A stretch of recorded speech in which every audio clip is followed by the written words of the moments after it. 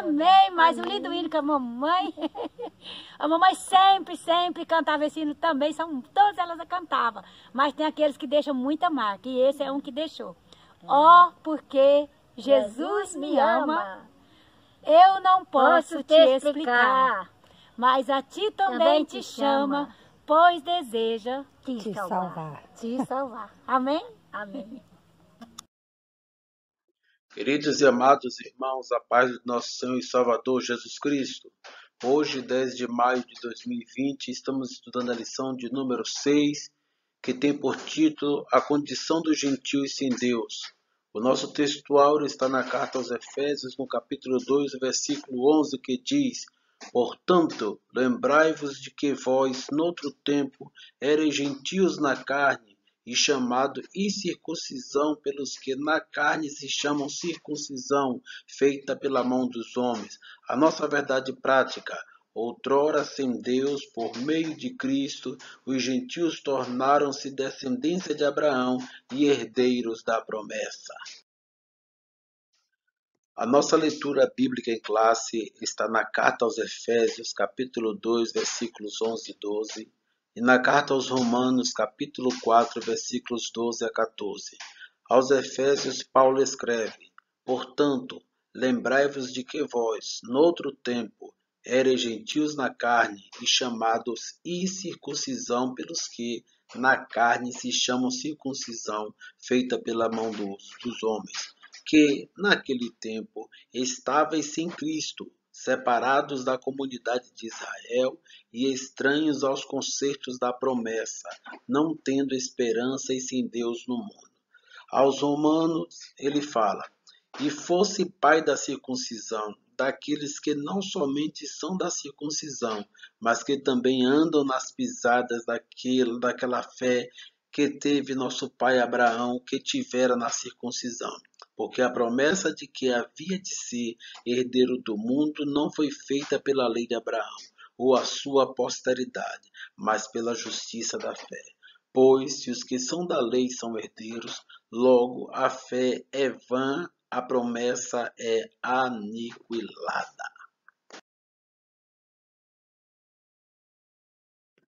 Queridos irmãos, estamos estudando mais uma lição desse trimestre. E esse trimestre trata da igreja eleita, não esqueçamos disso. E desde a primeira lição estamos estudando vários aspectos dessa eleição. E nós já fomos informados da grandiosidade de Deus, da misericórdia de Deus, da grandeza das bênçãos espirituais que nos foram conferidas através do sacrifício de Jesus, que não tínhamos como pagar tal sacrifício. Somente o sacrifício de um cordeiro imaculado poderia reverter a nossa situação, porque fomos nós que demos causa no Jardim do Éden para estarmos na situação de pecado que nós estamos. Também fomos informados já em lições passadas que a nossa carga de pecado era tão grande que nos sentenciava à morte, estávamos debaixo da maldição. Fomos confrontados pela graça a semana passada, fomos confrontados a semana retrasada sobre a predestinação e a eleição, sobre a iluminação de Deus, o sacrifício que Jesus Cristo fez por nós.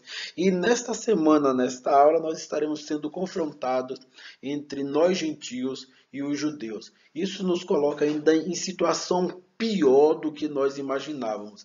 Paulo ele tenta construir em cima do ser humano que se acha alguma coisa, que pensa que é alguma coisa, que nós de fato não merecíamos nada, que foi tudo pela graça, foi o milagre de Deus, foi o amor de Deus que nos alcançou. Nós não merecíamos em hipótese nenhuma. Nesta semana nós estaremos estudando sobre a condição dos gentios sem Deus. E nesse primeiro tópico vamos falar sobre chamados e circuncisão. Bom, para nós começarmos, qual é o conceito de circuncisão? Circuncisão é a remoção cirúrgica do prepúcio do órgão sexual masculino e era um sinal externo, pertencimento à linhagem de Abraão e aliança com Deus. O que isso quer dizer? Quando Deus ele chama Abraão, ele faz um pacto com Abraão, que todo o macho da sua casa, da sua família, da sua descendência para fazer jus à promessa que foi feita a Abraão, que Abraão foi chamado para ser pai de uma grande nação, para fazer parte dessa grande nação, teria que ter o prepúcio, seu prepúcio retirado ou removido cirurgicamente. Era um sinal na carne. Mas isso só acontecia com os machos. As mulheres da casa já estavam abrigadas por essa promessa desde quando todo macho fosse operado cirurgicamente ou circuncidado. Esse era um sinal externo, quem fazia era o homem, e isto fazia com que aquela pessoa fizesse parte ou pertencesse à linhagem de Abraão, à descendência de Abraão. Foi uma aliança, um pacto que Deus fez com Abraão. Logo, qualquer pessoa que quisesse fazer parte dessas promessas teriam que estar debaixo desta aliança ou deste pacto. E eu gostaria de acrescentar que não eram só os judeus que eram obrigados a se circuncidar. Também o escravo que era comprado por dinheiro, que morava na casa dos judeus, para ele participar das festas judaicas e participar de algumas atividades judaicas, eles precisavam também estar circuncidados. Inclusive, era uma condição para participar da Páscoa, era a circuncisão.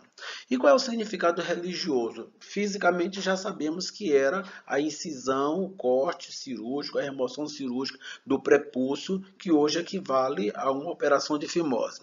Mas e no sentido religioso, o que isso significava? Logo, irmãos, no sentido religioso, era uma santificação, era uma separação. Os povos daquela época não tinham um costume de se circuncidar. Os judeus, apenas eles tinham esse costume. Então, esse costume de circuncisão era mostrando que eles já eram diferentes. Eles já traziam neles essa marca dessa aliança. Traziam em sua carne a marca da aliança do pacto que Deus fez com Abraão. Era essa santificação. O símbolo era a aliança de purificação. Eles não podiam se envolver com aquilo que era impuro, não podiam se envolver com pecados de origem sexual, não podia se envolver com desonestidade, com prevaricação. Logo mais tarde, Deus vem dar as regras, as leis que ele quer que o povo siga para lhe agradar dentro desta aliança. É bom informarmos, irmãos, que esta circuncisão também fazia com que os judeus se sentissem melhores do que os demais povos, chamando os demais de gentios, que quer dizer cachorrinhos, ou incircunciso. E por eles se acharem melhores do que qualquer gentio, eles não se assentavam sequer à mesa com um incircunciso. Lembre que quando Davi ele vai lutar com Golias, ele chama Davi de incircunciso. Na verdade, Davi está reproduzindo ali uma cultura nacional. O povo tratava qualquer gentio à sua volta como incircunciso, não se misturava, não sentavam à mesa, porque eles se achavam melhor, santificados, e que a aliança era só para eles e que o restante não fazia parte dessa aliança e era até impureza para eles conviver com essas pessoas. Mas só que o que Deus queria, de fato, não era apenas uma marca na carne de todo macho. Não adiantava ser circuncidado e não cumprir a vontade de Deus, não cumprir os mandamentos, porque na carne eles eram circuncidados, mas no coração não obedeciam. No sentido físico, eles estavam marcados, mas nas práticas eles faziam a mesma coisa em determinados momentos que os povos pagãos e gentios. Quantas vezes Israel caiu na mão dos países vizinhos por se envolverem com idolatria, se envolverem com paganismo, se envolverem com prostituição e até aceitarem mulheres estranhas. Quantas mulheres Salomão teve e muitas delas vieram de povos pagãos. Então, não adiantava Salomão ser circuncidado na sua carne e no contexto religioso ele não estava observando as leis de Deus. Isso mostra que até o povo de Israel estava totalmente distante do pacto que eles haviam feito. Irmãos, se Israel estava distante desta aliança, imagine nós, gentios, que nem regra, nem aliança, nem mandamento nós tínhamos para cumprir. Nenhum pacto foi feito entre nós e Deus. Estávamos à toa. Então, essa situação nos coloca ainda piores do que o povo de Israel. Mas o que Deus queria não era a circuncisão da carne, era a circuncisão do coração, que esta era a verdadeira circuncisão. E qual era o sinal dessa verdadeira circuncisão? Ser uma nova criatura, não andar segundo a natureza. Na lição passada, os termos que falavam de carne se referia à natureza humana. Nessa lição, quando se fala de circuncidar a carne, está se falando do próprio corpo físico, significado diferente da lição passada para a mesma palavra, mesmo vocábulo ou palavra carne. A circuncisão na nova aliança. Houve um grande debate, porque depois que Jesus ele é assunto aos céus, os irmãos hão de convir que Jesus ele andou falando que ele era o único caminho, a verdade e a vida, ninguém é o Pai senão por ele, e que Deus amou muito de tal maneira para que todo aquele que nele crê não pereça, mas tenha vida eterna, por isso que ele enviou seu Filho ao mundo. Logo, Jesus era suficiente para a salvação. Esse pacto com Abraão já não era mais necessário nessa nova aliança com Cristo. Houve uma aliança feita com Abraão e agora estava sendo feita uma nova aliança em Cristo. Então, logo, esses requisitos, essas regras não eram mais necessárias para serem cumpridas. Só que acontece que o povo de Israel, os judeus, eles se convertiam ao evangelho. Mas pelo fato de serem judeus e terem essa aliança, eles cumpriam as regras do cristianismo e continuavam cumprindo as regras judaicas. Algumas regras, a guarda do sábado, a circuncisão, mas isso era para os judeus, porque a circuncisão foi para os judeus e não para os gentios. E quando os gentios começam a conhecer o evangelho de Cristo e começam a se converter a esse evangelho, começa a surgir uma grande disputa, um grande debate, e agora os judeus querem também que os gentios, já que eles querem seguir ao Cristo, que era judeu, que eles também se circuncidem. E aí isso gerou uma grande confusão e isso precisou ser resolvido em um concílio em Jerusalém. E nesse concílio em Jerusalém, o que ficou determinado foi que dos gentios só iria se exigir que se abstessem da prostituição, das carnes sacrificadas e da idolatria. Nada de exigir que eles fossem circuncidados. E inclusive aqui entra até o sábado. Não foi levado em consideração também a guarda do sábado nesse concílio de Jerusalém. E para terminar, porque a circuncisão somos nós. Não é, não é um pedaço de carne que tira de parte do nosso corpo que vai significar que nós somos santos. A circuncisão somos nós, que servimos a Deus em espírito e nos gloriamos em Jesus Cristo e não confiamos na carne. Porque os gentios, eles se consideravam, eles se gloriavam de serem chamados de circuncisos, de circuncidados. E os outros era como se fosse uma palavra de ultraje, né? de desmerecimento. Vocês são incircuncisos, são gentios. Então, para Paulo, quando ele escreve a Filipenses, ele diz: porque a circuncisão somos nós. E se essa circuncisão, além do significado físico, que era retirar, remover um pedaço de carne, para Deus ele tinha um significado ainda maior, que era separação, santificação e uma nova aliança.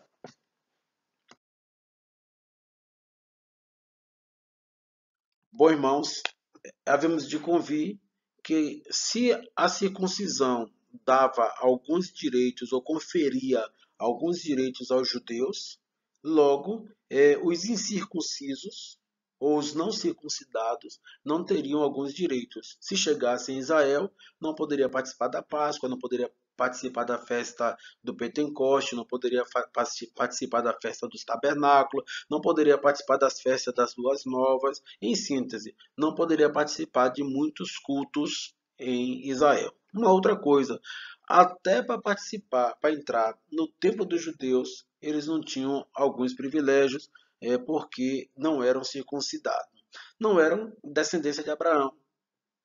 quando Deus se dirigia a Israel, ele se dirigia como meu povo, corda da minha herança, meu povozinho de Jacó, povo a quem escolhi, mesmo o povo sendo rebelde. Mas pelo concerto que ele havia feito com Abraão, Deus mantinha, me corrigindo hoje, sentenciando amanhã, mas Deus mantinha firme a sua promessa, o concerto que havia feito com a descendência de Abraão.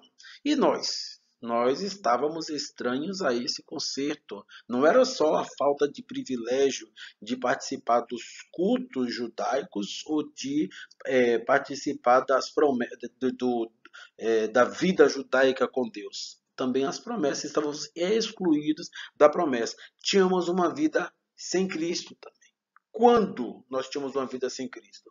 Antes da nossa regeneração, porque graças a Deus hoje nós encontramos a Jesus Cristo, nos convertemos a Ele e estamos agora vivendo uma vida com Cristo e fomos inseridos nessa promessa.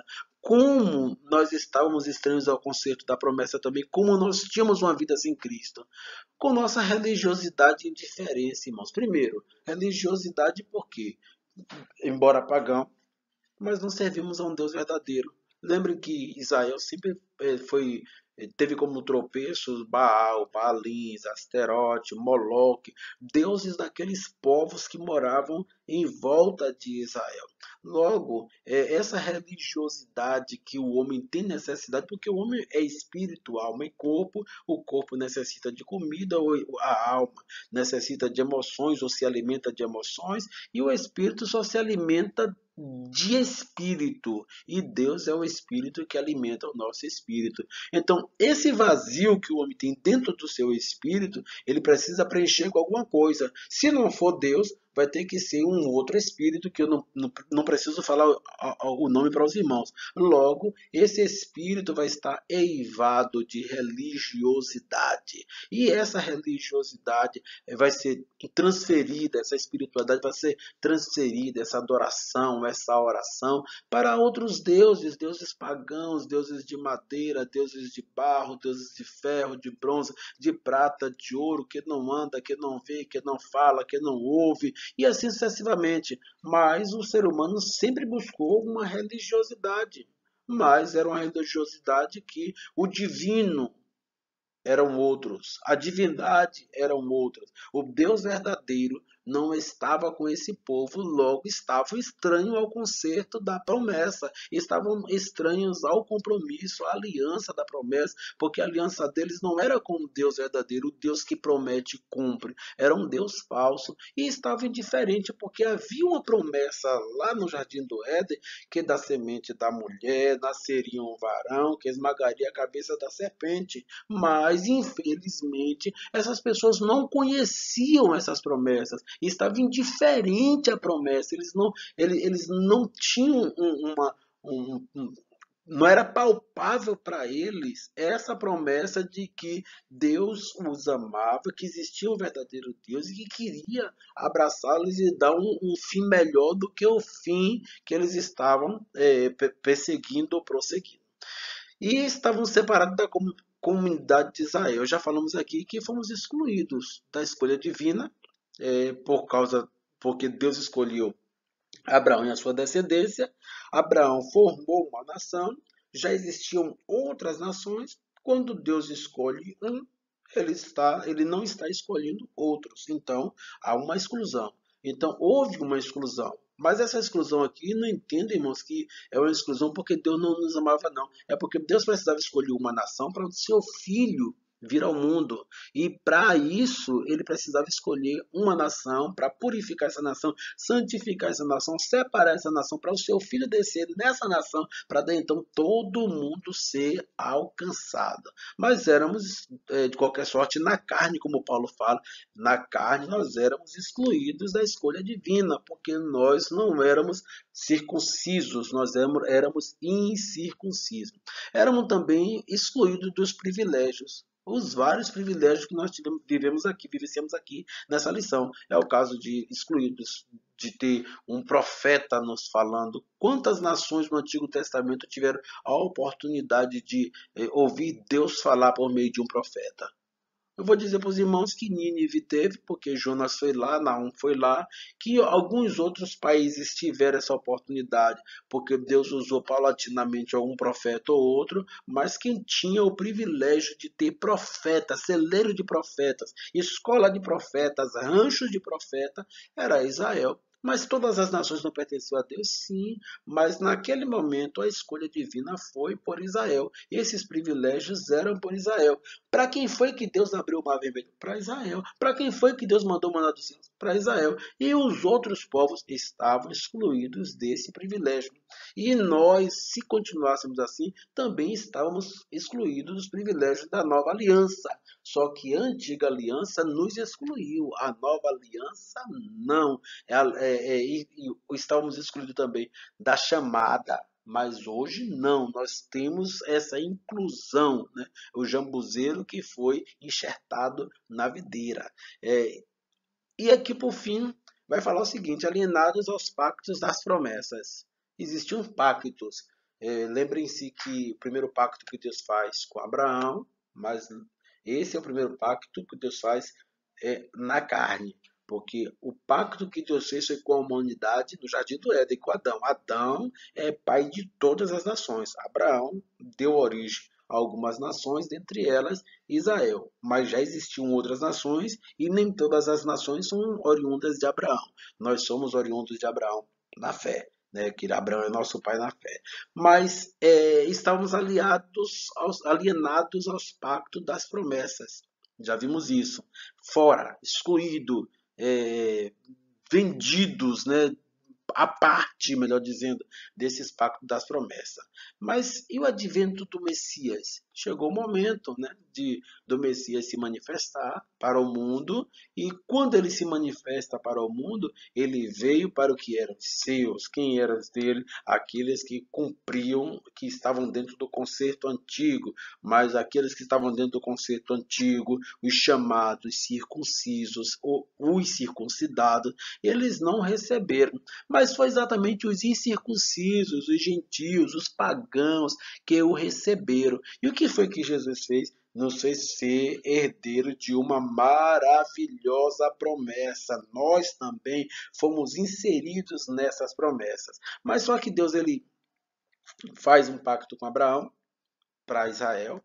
Depois ele renova esse pacto com Moisés, trazendo as leis de santificação e de separação, e depois ele traz um pacto, faz um pacto com Davi, dizendo que a Davi não faltaria um rei que subisse ao trono e que dele sairia a estrela da manhã. Né? Então, o que nós vemos aqui é que havia um pacto, só que esse pacto teve início, teve meio e agora finaliza com Cristo, que vem da descendência de Davi, mas não apenas para o pacto na carne, mas para alcançar todos que se haviam perdido. E esses pactos, eles giravam em torno da grande promessa do advento do Messias. Então, jamais pensem em um Deus injusto. Ah, mas Deus excluiu muita gente para escolher Israel. Não, Deus estava fazendo aquela escolha porque ele estava focando o advento do seu filho, o nascimento do seu filho. Precisava vir por uma nação. Não era, irmãos, explicável para nós que o Filho de Deus nascesse em Nínive, um povo tão cruel. Não era explicável para nós que o Filho de Deus nascesse do povo romano, não discriminando o povo nenhum, porque Israel também não era santinhos, mas Deus escolheu, tinha que escolher um povo, e ele escolheu formar um povo para não fazer, estou fazendo escolha aqui de um povo que já existe, não. Inclusive Deus, ele, em determinado momento, ele passa isso na cara dos judeus e diz: eu não vos escolhi porque vocês eram grandes ou porque vocês eram melhores, eu escolhi porque eu vos amei com amor eterno e te atraí. Então Deus, ele quem criou a nação de Israel. Ninguém pode questionar, não. Eu criei a nação e eu posso fazer meu filho nascer aqui, posso fazer o pacto que eu quiser com essa nação.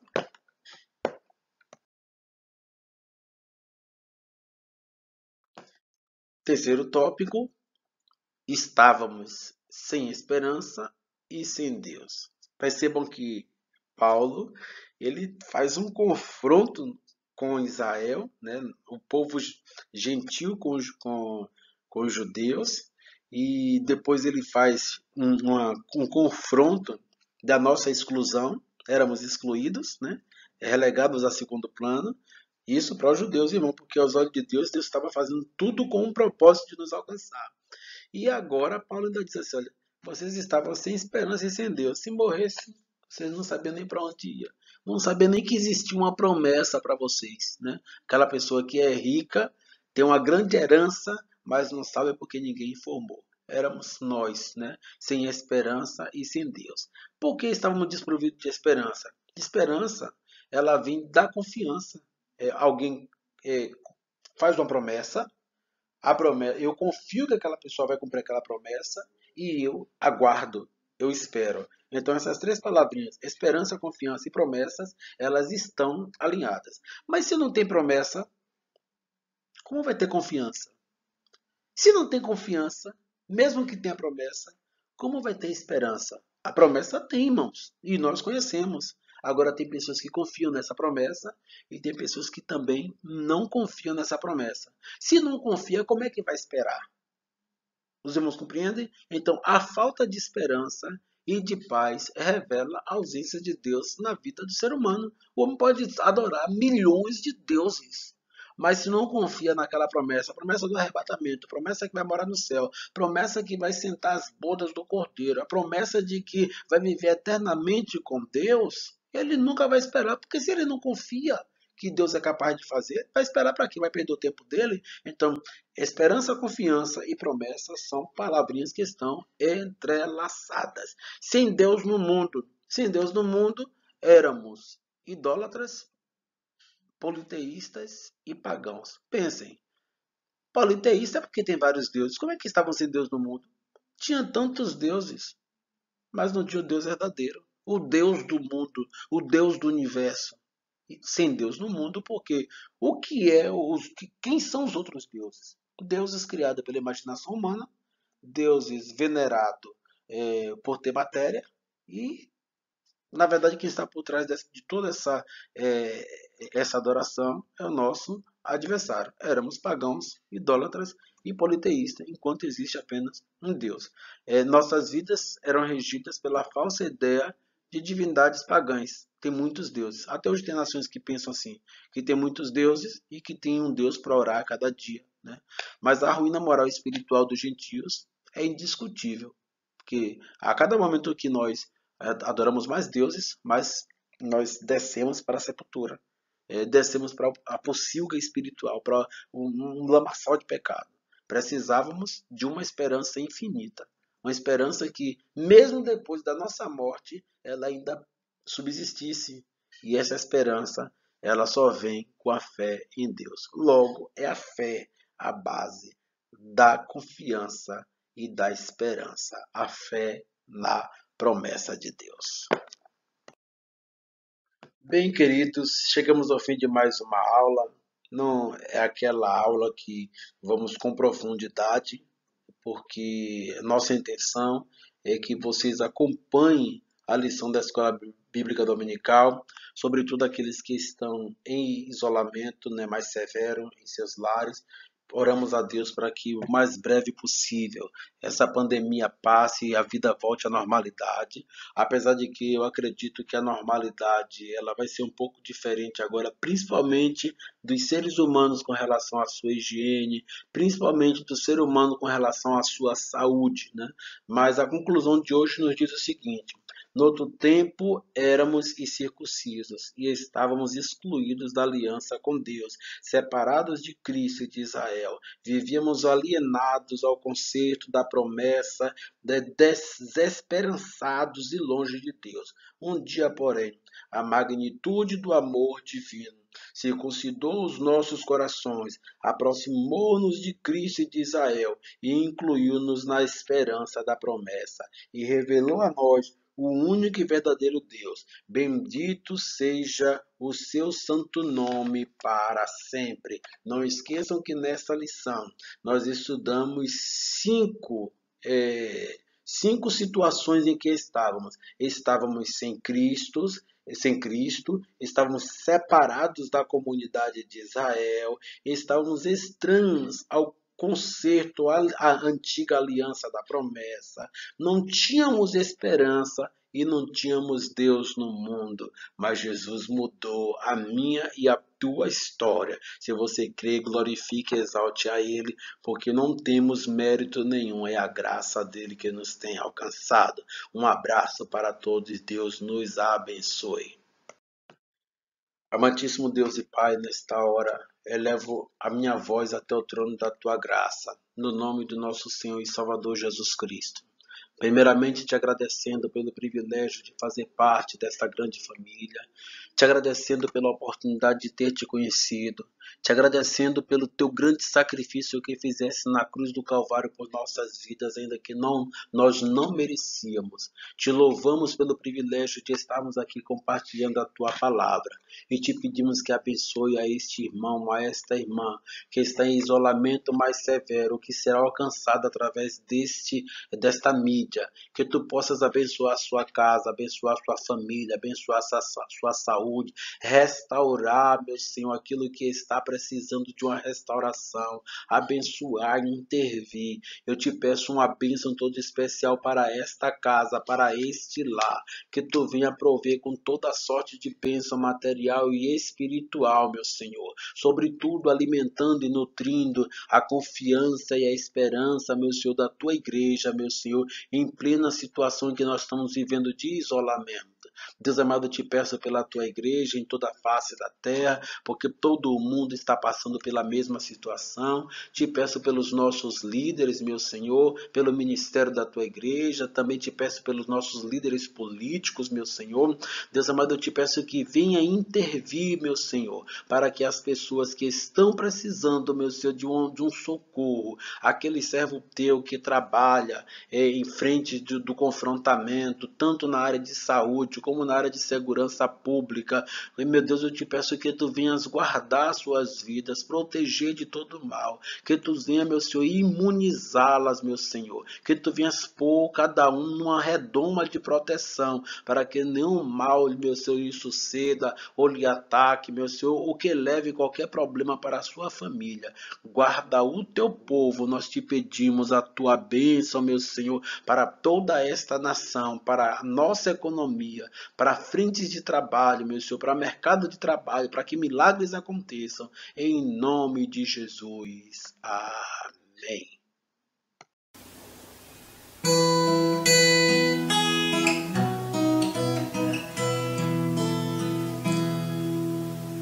A graça de nosso Senhor e o amor de Deus e a comunhão do Espírito Santo sejam conosco. Amém.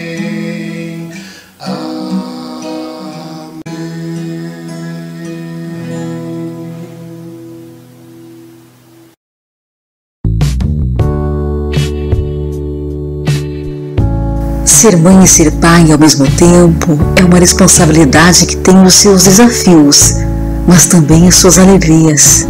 Quis o rumo desta vida ser tão imprevisível que um filho ficasse nas mãos de uma mulher desamparada. Mas essa mulher não se deixou abalar. Ela é forte e corajosa e com muito amor em seu coração batalha para dar o seu melhor por quem mais ama. São noites e noites sem dormir por tantas preocupações que moram na cabeça de quem carrega os problemas da família sozinha. Mas quando a tristeza e o desânimo chegam, a mulher que é mãe e ao mesmo tempo pai, olha nos olhos do seu bem mais precioso, o filho que talvez não tenha planejado, mas que nunca se arrependeu em ter, e sente suas forças renovadas para continuar seu caminho. Não há nada nesse mundo que faça uma mulher assim desistir. O seu coração é do tamanho do mundo e a sua determinação uma chama eterna. Eu lhe amo, minha mãe, que também é meu pai.